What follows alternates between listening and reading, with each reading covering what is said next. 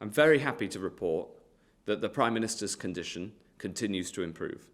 He wants to personally thank the whole clinical team at St Thomas's for the incredible care that he's received.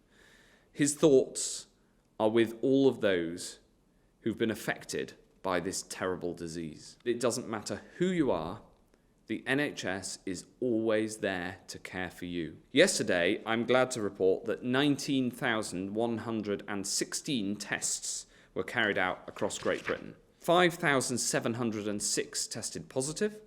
The number of people currently in hospital with coronavirus symptoms is 19,304. Of those who've contracted the virus, 8,958 have sadly died, an increase of 980 since yesterday. Today we're publishing our PPE plan. It has 3 strands. Strand 1 is about guidance, being clear who needs PPE, when they need it, and who does not. There's enough PPE to go round, but only if it's used in line with our guidance. We need everyone to treat PPE like the precious resource that it is. That means only using it when there's a clinical need and not using more than is needed. Many items of PPE can be used for a whole session, not be changed after treating each individual patient. Everyone is still protected, but there's enough PPE to go round. The second strand of our PPE plan is about distribution, making sure that anyone who needs PPE can get it and at the right time.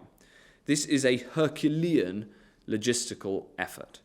We've brought together the NHS, private industry, and the army, in fact the armed forces, to create a giant PPE distribution network on an unprecedented scale. Since the start of the outbreak, we've now delivered over 742 million pieces of PPE to the front line.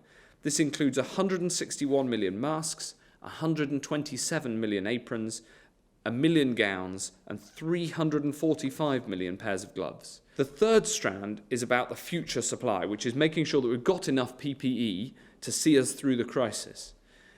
We're using up PPE on an unprecedented scale, so we're constantly buying more from abroad and now making it at home. Going into the crisis, we did not have a major domestic PPE manufacturing industry, so, like with ventilators and with testing, we're creating one. Many businesses have generously come forward with offers to turn over their production lines as part of this national effort. In particular, I want to thank Burberry with their offers of gowns, Rolls-Royce and McLaren, who are creating visors, Ineos and Diageo, who are producing hand sanitizer. We're talking to many others, and we want more to step up to the plate. This Easter will be another test of the nation's resolve. It's a time of year when people normally come together, but however warm the weather, however tempting your local beach or park, we need everyone to stay at home.